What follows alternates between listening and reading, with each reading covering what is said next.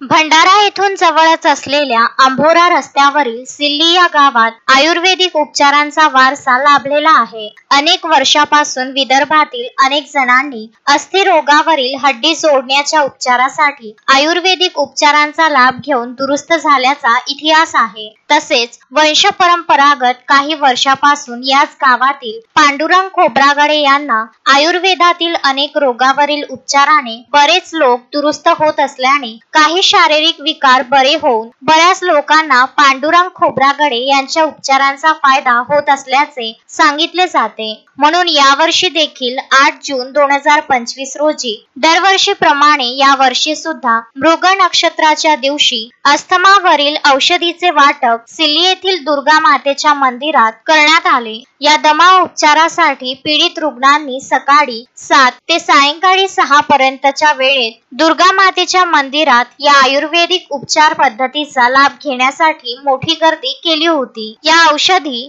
जेवणाच्या 2 तास आधी आणि जेवणाच्या 2 तासानंतर घेतल्याने किमान 1 महिना कुठलीही आंबट वस्तू खाऊ नये किंवा दही, चिंच नेहमी टाळावे। पथ्य पाडल्याने बरेच रुग्ण बरे झाल्याचे उपस्थितांनी सांगितले। सिल्ली येथे मोफत दमा औषधी घेण्यासाठी मोठी गर्दी जमली होती। या औषधीचा शेकडो लोकांनी लाभ घेतला।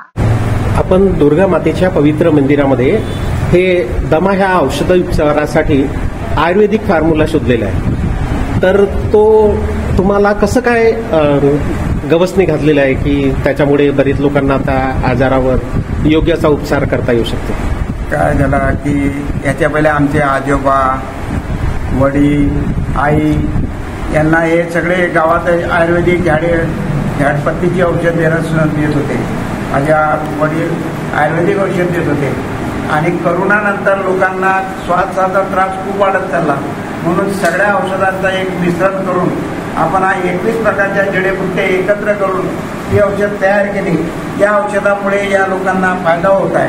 3 वर्ष ही जर औषध घेतली तर त्यांना दमा म्हणजे अस्थमा हा मुक्त होतो।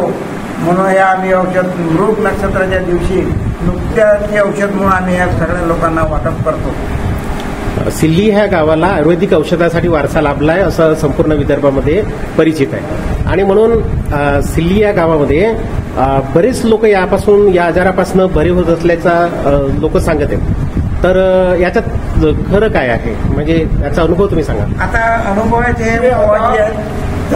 गेल्या वर्षीपासून आल्याच्या नंतर मी बरेच केलो 10 महिने काही खट्टा खाल्लो नाहीये। आज मला कमीत कमी पहिल्या वर्षी आराम मिळाला आहे आणि हा दुसरा वर्ष चालू आहे म्हणून मी इथे आलो।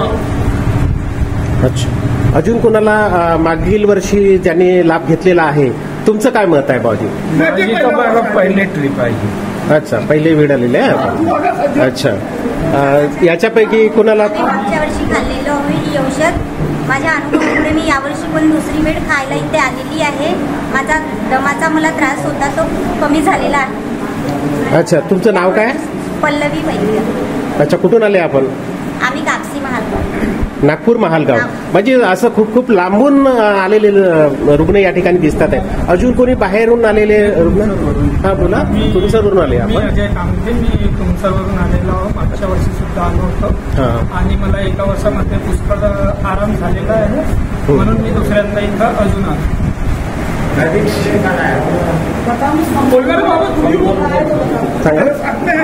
पिछले साल आया था।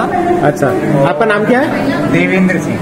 अच्छा, फिर वो जो मेडिसिन आपने लिए उसमें आपको क्या फायदा मिला?